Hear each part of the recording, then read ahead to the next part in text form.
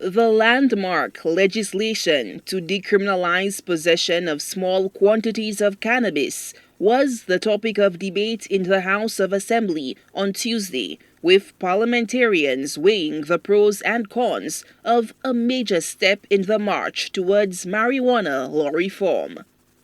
We believe it is wrong and it is not in keeping with international standards for any St. Lucian to be incarcerated or to be arrested for having in his or her possession 30 grams of marijuana. Possession in very small quantities may be permitted once the law is enacted. But what about the production, supply, and the regulation of consumer access from not just a commercial but public safety standpoint?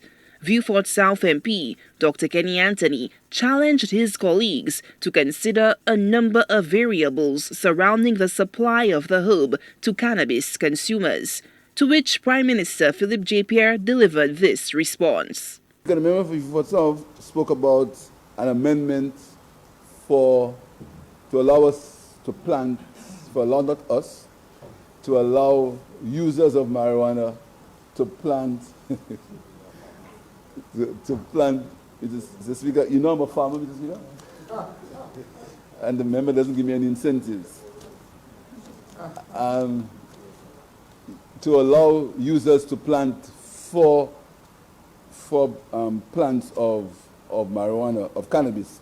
But we think that is something that is worthwhile, but as we said, that is a process. So when we return with the entire cannabis bill, we will include that. Cannabis advocates were watching the proceedings with keen interest. Interim chairman of the Herbal Cooperative, Andre Decriminalization, has been at the forefront of the crusade for decriminalization and an eventual commercially regulated, full-fledged legalized regime. With a decriminalized regime, you cannot get into commercial production.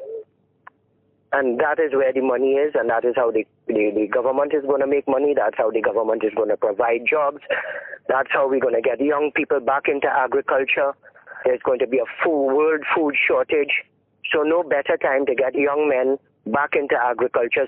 Decriminalization sees a nascent cannabis industry as a potential revenue generator for the island. However, consternation over synthetic cannabis and drug abuse, especially among youngsters, loom large. The marijuana advocate has attempted to temper such misgivings. It's Trinidad, it's St. Vincent, it's Barbados, it's Antigua, St. Kitts, Nevis, Barbuda, Jamaica.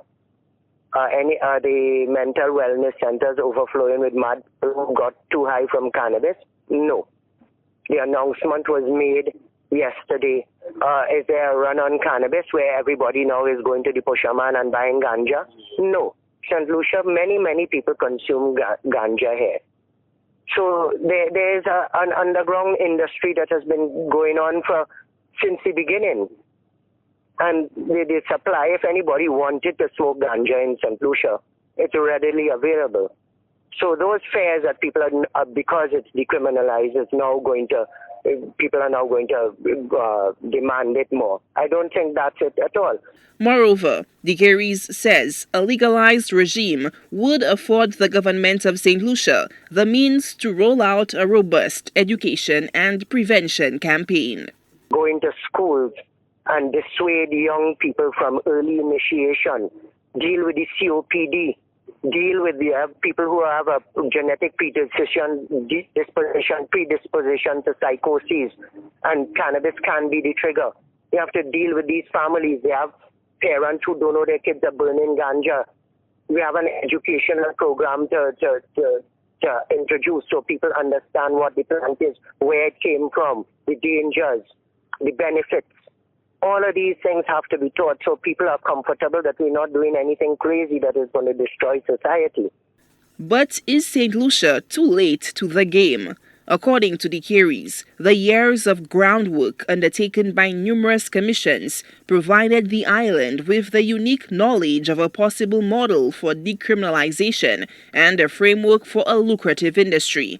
The bill eventually passed the lower house on Tuesday afternoon and will now be sent to the upper house to be debated in the Senate on Thursday.